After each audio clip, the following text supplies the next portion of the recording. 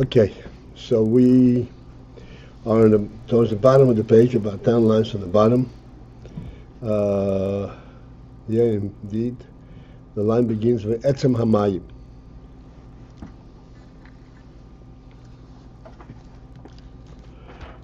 So we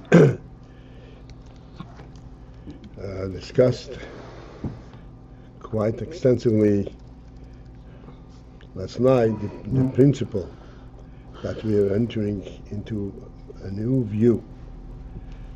There is the koyach b'pshitus, that nevertheless there is the Inyan that it has, that it represents the Inyan that it's rooted in Atzmus, and therefore it has all the ingredients.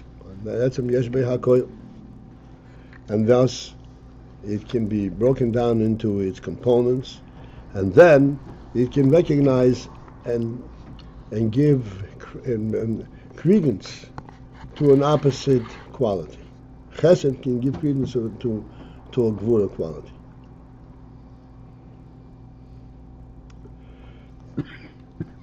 That this is one level of his chabrus and what's called sholem.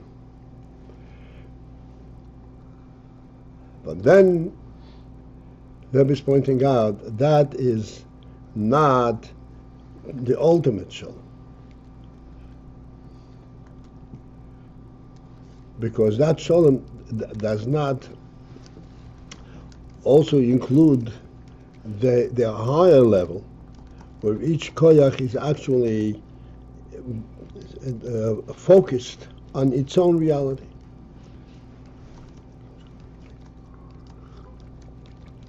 And the essential element of what it stands for.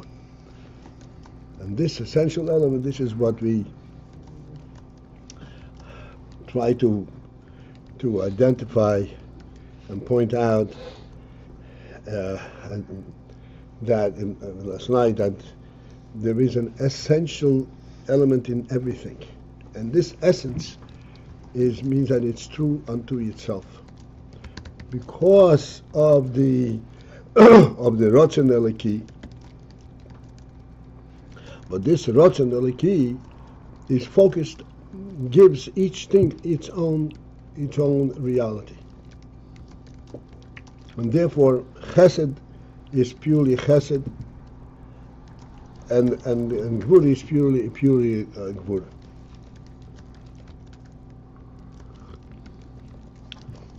Now we seem to be contradicting ourselves.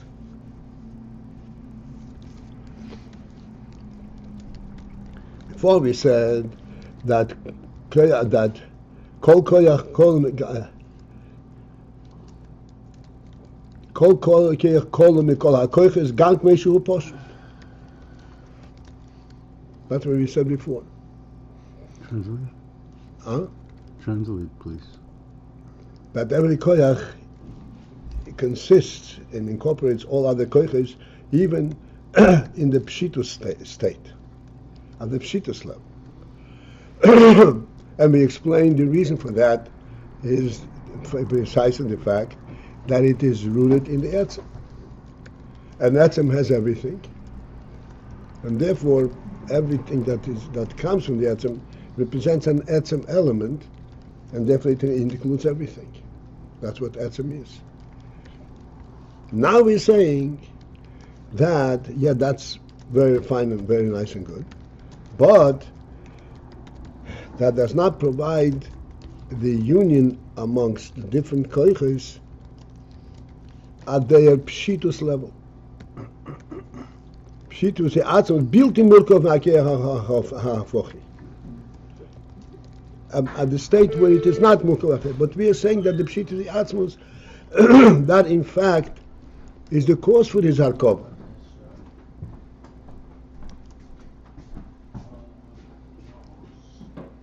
So what does it mean that we are kind of contradicting what we just finished explaining at great length, with great effort?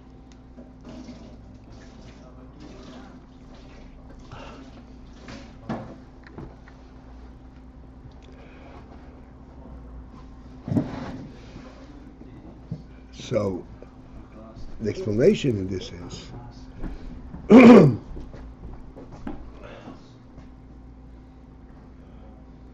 there are two ways, you could say, to address the koyach.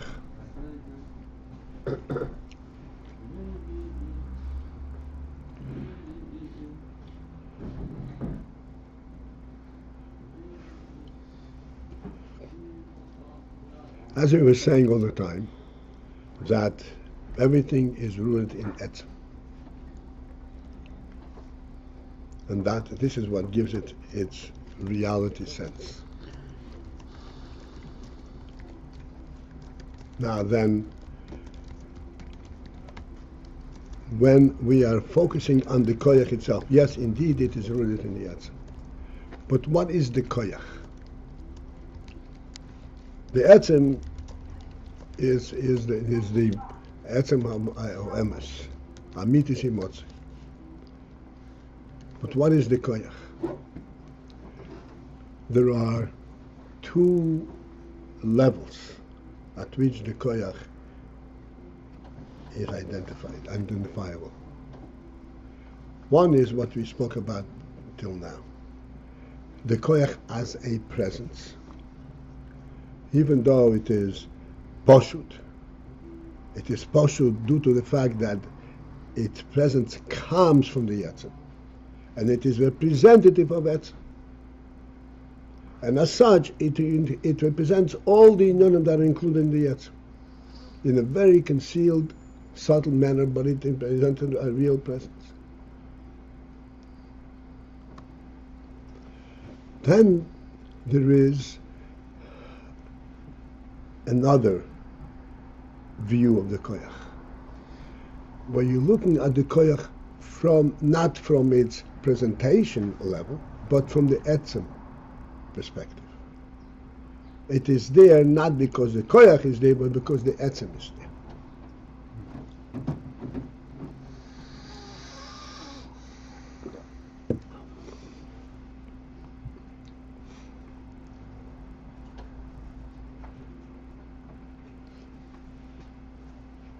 There, the koyach can be pure because of Ratzon Etzem, that it wants this inyan, and this inyan is there purely. Doesn't have to have any other ingredients. To be a mitzias, to be a presence, it has to have all the ingredients. The Etzem provides it with the mitzias, and therefore he provides it with all the ingredients that allow for a mitzias, a presence. But the koyach, from the etzem perspective, it is true not because of itself, but because of the truth of the etzem. There it can be purely truth.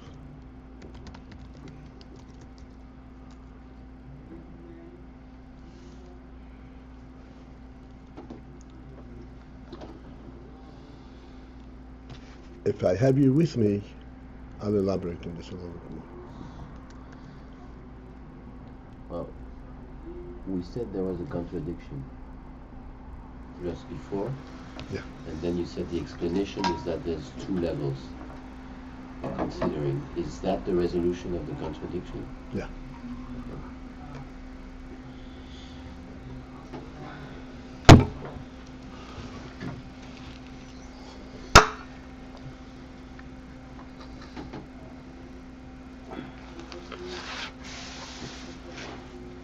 I want to give us an extremely simple, like we always try to do, a demonstration of the concept.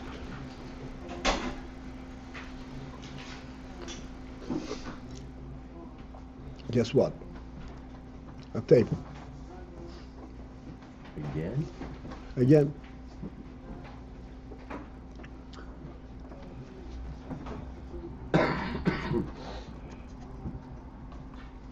Now, a table, in its total presence,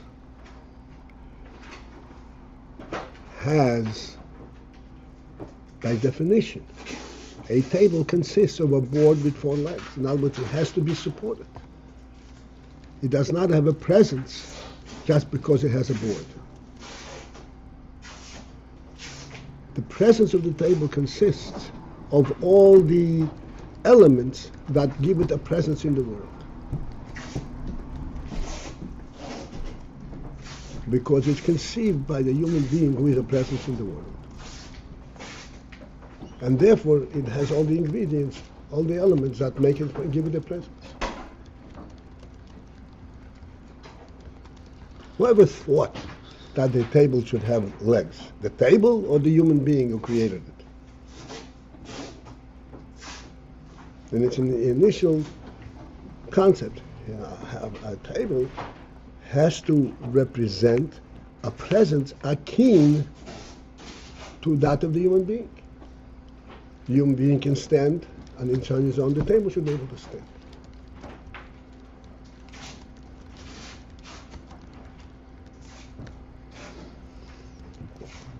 This is the table in its presence, where it actually is, as I said, akin to its creator. That it can stand on its own. And it's standing there, and it's going to be waiting for me until I come to use it. It's there, it's a real presence. It's a real presence because I created it. I gave it its presence.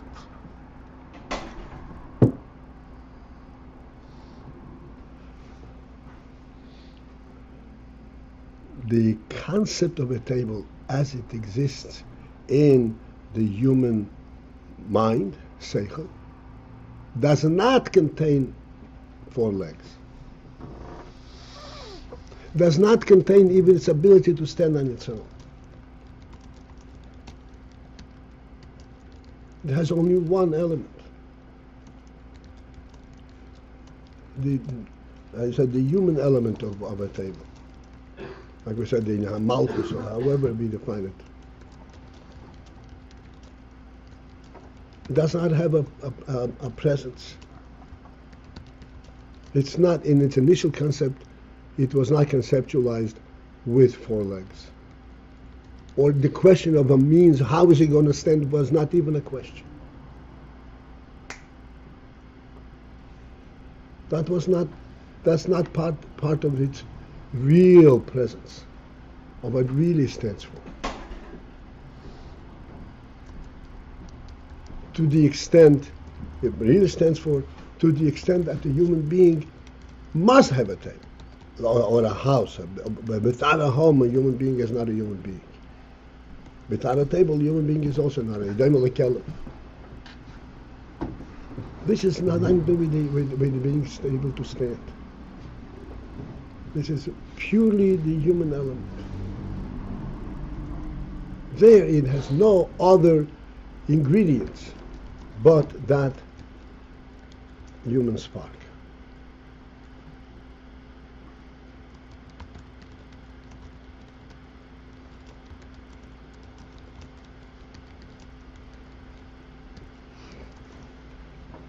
So here we have both levels identified.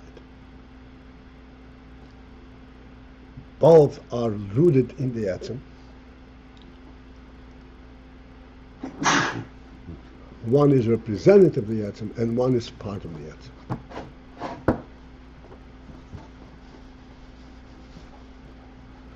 atom.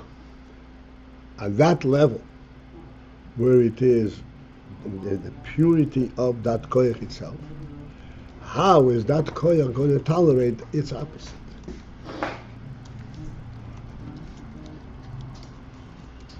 This is a completely different stage. This is what we are going to learn about. The fact that it can cooperate and give credence to another element at its own level, we understand, because it itself is also incorporating that level.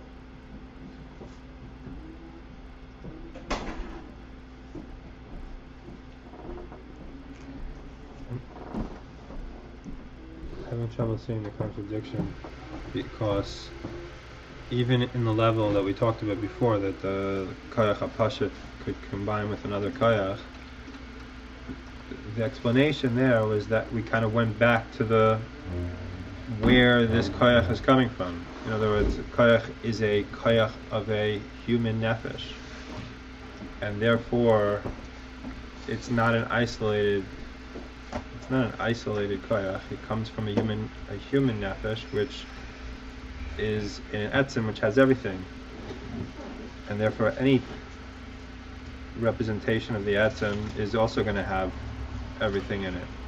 Here we seem to be doing kind of the same thing. We're going back to where, from where it comes from. The conceptualizer. I'm not seeing the difference so much.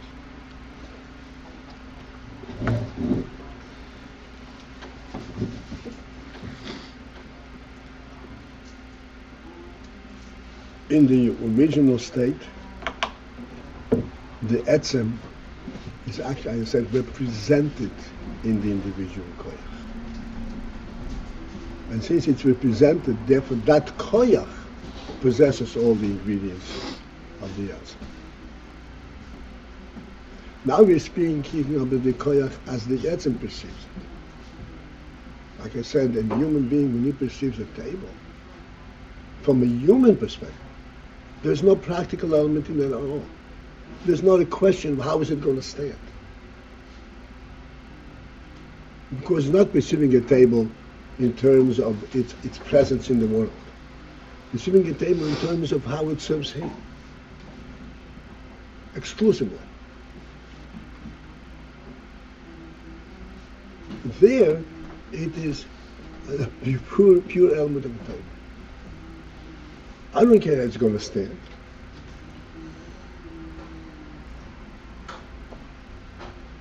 This is similar, and there it comes out clearer, so I'm going to deviate slightly. When we're saying that the house stands on its foundations and held up by the earth, but really, it's held up by godly will. And from that perspective, nothing holds up anything.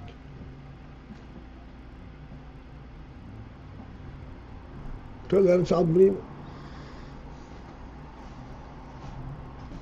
So you're saying that will is more pasha, is more pure. It's completely pure.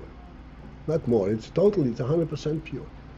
Why is there such thing? Because God wants it. Because of the godly will, the reality.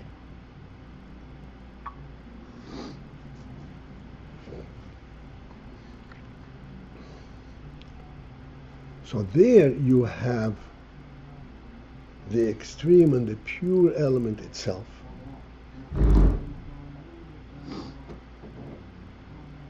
Excuse me, you don't hear it the best. What? He doesn't hear the best. You don't hear it the best. You don't hear the best? Yeah.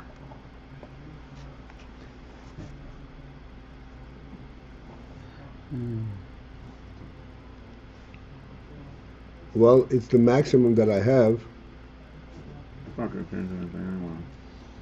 That's the speaker volume. What? That's the speaker volume, not the microphone.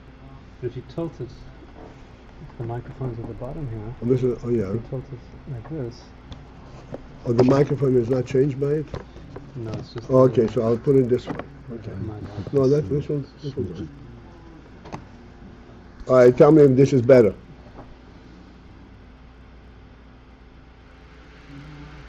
Okay. Much better. Oh, what? Much better. Much better. Positioning. Okay.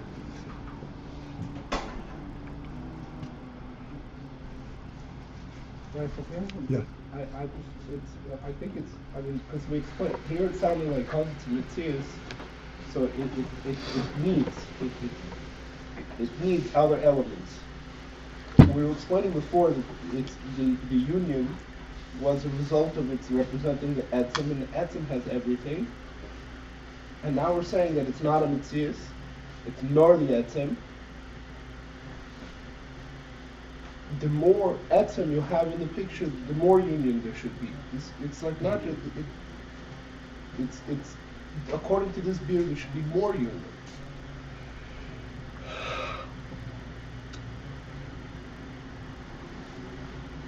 Mitzad the etzem, there is that specific element.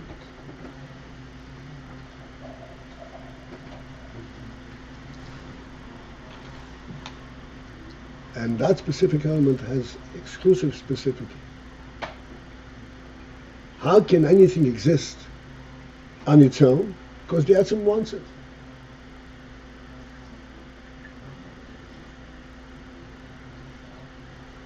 But the beer before wasn't that because it's a mitzias. We need an answer for how it can be a mitzias. So it has to be composed of things outside of itself. Then this beer goes good because now it's not a mitzias, so it needs no supporting elements. But the beer that we said before. That's what it was before. One second. Yeah. So the beer that we said before is because it represents the etzem, and the etzem is noisa coil. So there's a union. It was because it sounds like it was because okay, that's it. The beer was. It sounds like two different biurim in how the lower Madrega of koyach has union of all the koyachs.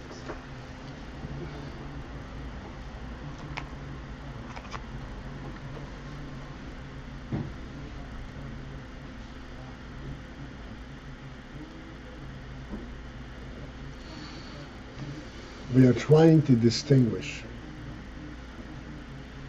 between all the koyches being rooted in etzem and thus representing the etzem, and essentially all koyach included in the etzem.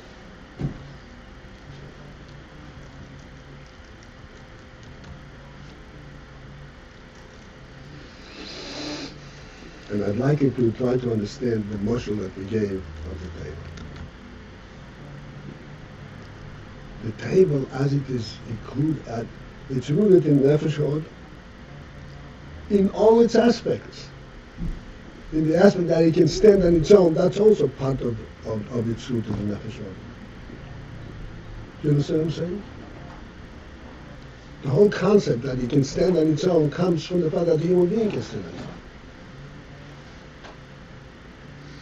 It has the full richness of human presence.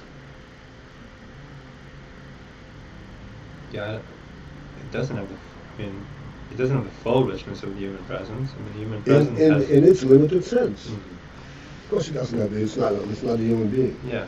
In its limited sense, it has a full richness of human presence. It's Matthias. It stands on its own. Stand there and wait until you come to use it.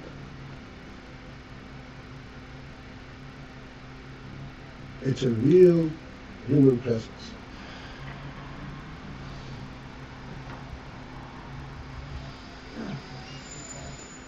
Do you understand the concept? Whereas, It's like a mile. It has. Yeah, of course. It has an element of etzem. Who would think of a table like that except for a human being?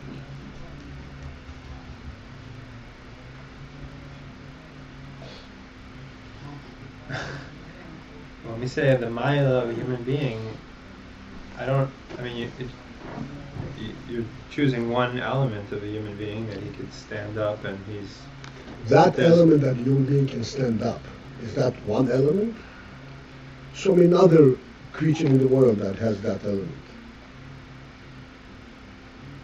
A tree stands and waits. No, a tree doesn't stand and wait. A tree is rooted in the ground. It doesn't stand independently. Can't even move. It's held up by the earth. The tree has no independence whatsoever.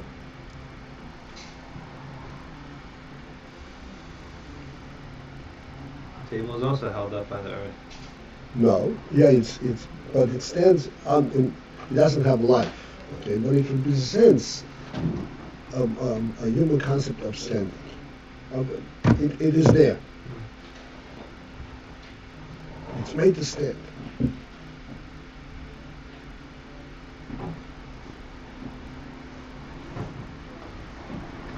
You can remove it or put it there.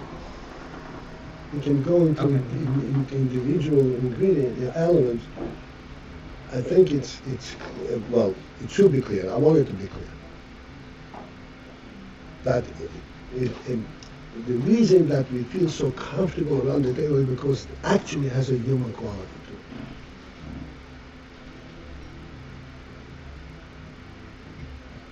It's a table. It's not a human being.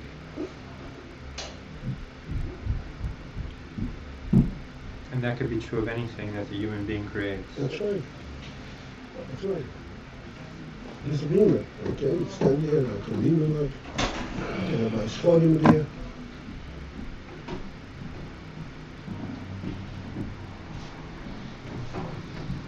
It's a replica, so to speak, on at that level of human personality. And therefore that shows of great purity. No, so that means that it includes all the ingredients, all the personality qualities. All the elements. All the elements. So this is when it's already a presence. That's when it's a presence. It's a presence rooted and representative of that personality. Yeah. The mashal over there was chesed and gevura. So that's also the same thing. You said Yes. chesed is a human chesed. It's a representative of the entire human nefesh. That's right. And this is in contrast to as these things are Within the Etzem, in the Etzem. how they exist. Because the Etzem wants them. See, yeah. They don't have a presence. And This is even like so the Etzem element. when the man wants the table, and he hasn't even conceived of this how it'll stand, it's already a human. One second. Okay. By the time a man wants a table, he already perceives the table outside of himself. Okay, so we're so in Where? we're in the mashal. In the So mashal where? we Go had. ahead. In the Where, mashal we where had is that some perception pure, coming from? the origin before he wants it. Where's Before that? he wants it. There. So we're saying It's there. part of his personality, right? It's coming from... And at that point, it's so pure that it's exclusive. It's exclusive. It's just this element in the human personality. It's just this element, but it's in the human personality. So you'd think, therefore, it would include everything else already. Not that particular element. Why would it be so standalone? It's inside his human. Because he identifies this uniquely. It's within his kavana of Doesn't it precede No? Ratzon? Isn't it just part of the Etzem? In other words, it exists in Well, the... let me introduce you, so to speak, to the answer to this dilemma, and then I want to be able to isolate it. I didn't want to mix it two. The answer to this, what causes unity at that level, is that there is a gilui of the higher element, of the higher oil. But the gilui of the higher oil is the higher oil itself. What is a human being per se that he should have all of these qualities?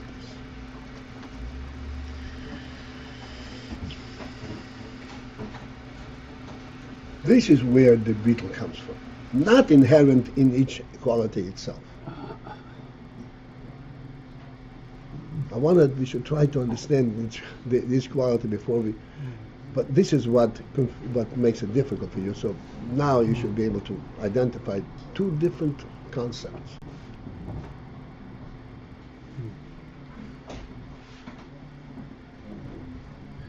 Say it again, please. I'm going to say it inside. This is not mine. This is the. Right now, I'm trying to explain the principle of Etzem HaKoyach,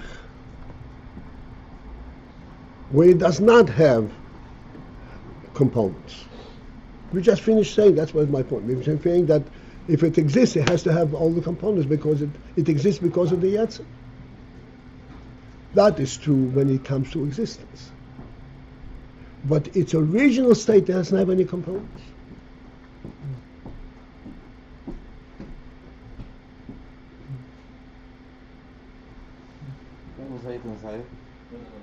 I want to hear. This Inyan is not said inside. This Inyan, this is an oral presentation. Inside it says,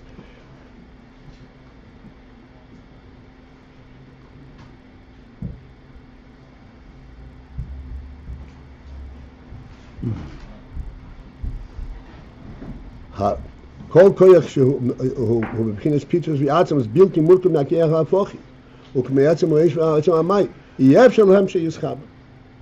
This is the point. Okay. And the other thing, this is what we're going to get later. The question is that that there is a certain state in a Rotzain which identifies each koyach exclusively, and therefore they cannot be combined, and you need a higher order to combine them. That's it indeed so? But the point is that what I wanted that we should understand and to distinguish this concept from what we were discussing all along. Right.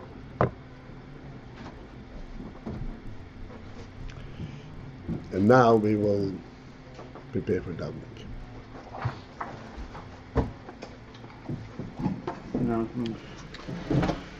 Baruch Bush is sponsoring this week's program. We are closing shop for today. And Again for Sunday, Mitch. Naftali Mikhailovsky is divinely inspired procurer. I'm going to start at Chazar instead of 70 from now on.